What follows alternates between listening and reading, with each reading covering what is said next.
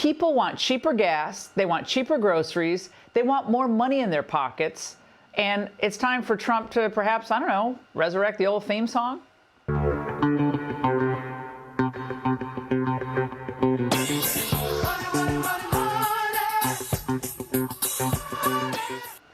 Now, this is what the American people care about, and the brutal, unassailable truth is 3.5 years with Biden in the White House has left Americans, half of Americans, struggling to stay where they are financially. Everyone's paddling, trying to stay above water.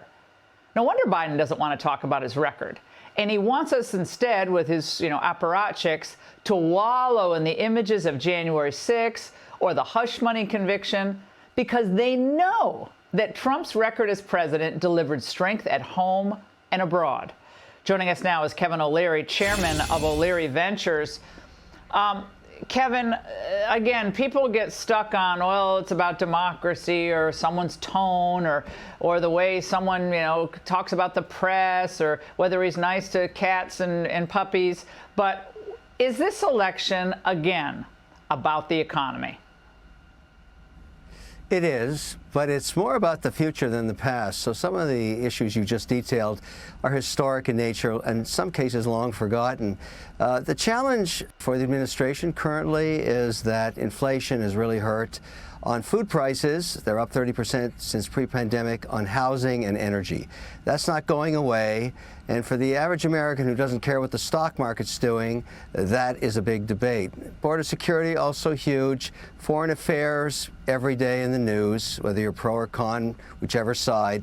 These are big debate issues. But I think we should address the 5,000 pound elephant in the room. This debate, I don't understand why it's happening. If I were Biden and the polls are closing, I wouldn't do this debate. I wouldn't even take the risk, because unless he's very sharp in it, this could be very costly, and I think that's what people are talking about.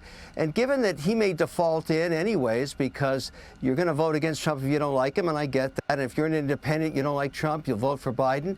But Biden has a lot of guts to do this, and Team Biden must be saying, we've got to show up and we've got to perform. We've got to be really clear, Kevin, concise, and sharp on that debate.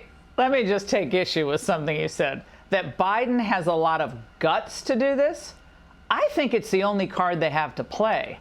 When Frank Luntz, who is a absolutely ardent never Trumper, he tries to smooth it over now, but he's a never Trumper. It's fine.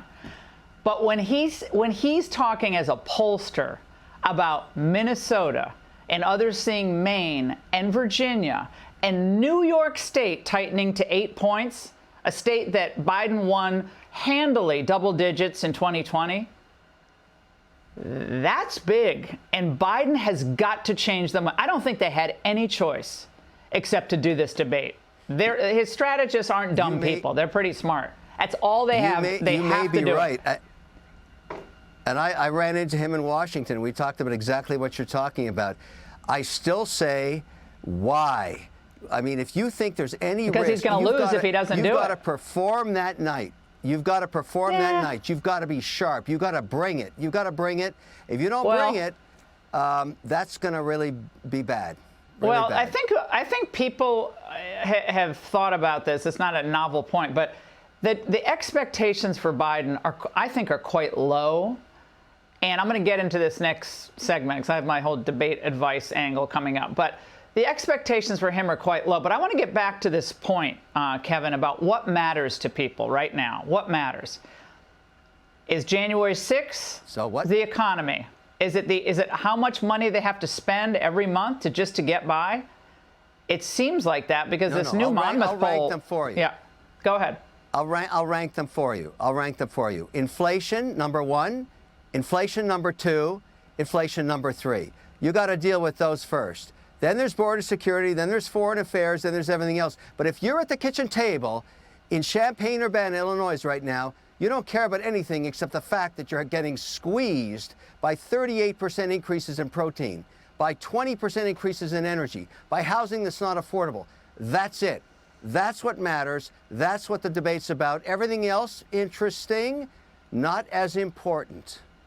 Yeah, and I think when you looked at real median income, families' wages in the first 3 years under Trump, I always take out COVID because it was a once in a lifetime, we hope, nightmare for America. But in those 3 years under Trump, for the first time in a very long time, blue collar wages were rising. Now there are a lot of people run big companies in the United States. They don't necessarily like that. They like the never-ending flow of cheap labor into the country, but that was good news to middle America and also, Kevin, to new immigrants. So people had a little money in their pocket, felt good, and they could maybe go on a vacation every once in a while with their families, which a lot of people can't afford to do right now. So that was then, and this is now, and Biden doesn't want to talk about that comparison. He can't.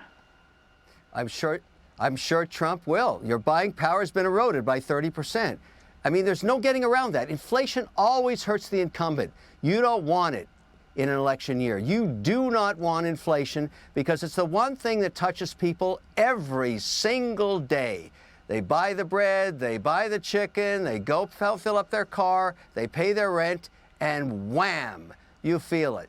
You just can't get away from it. And that, I think, is going to be the #1 election issue. Now, how these candidates talk a little bit about how they're going to solve this problem, that'll be interesting. But this debate will be watched by more people than the legendary Hillary Clinton-Trump debate. I mean, I'm rolling out the carpets. We're doing the popcorn. We've got guests coming. This is going to be the show.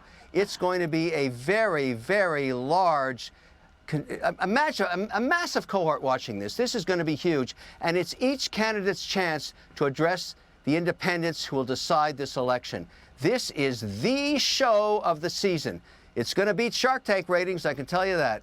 And Kevin, do you think this big announcement that Melinda Gates, one of the richest people in the world, is supporting Joe Biden, is that really the message they want out there to connect with the regular working class people? Or does that solidify they live in a bubble and they don't care how bad the economy is? It doesn't really matter to her. No, she would have been better off to give every independent voter $4,200 that they've lost in buying power since January 1st. That would have been better. That would have been way better. Way better. That could have worked. That is good. Kevin, thank you. Great to see you as always. All right, as Kevin said, that big debate showdown is 1 week from today. Hey, Sean Hannity here. Hey, click here to subscribe to Fox News YouTube page and catch our hottest interviews and most compelling analysis. You will not get it anywhere else.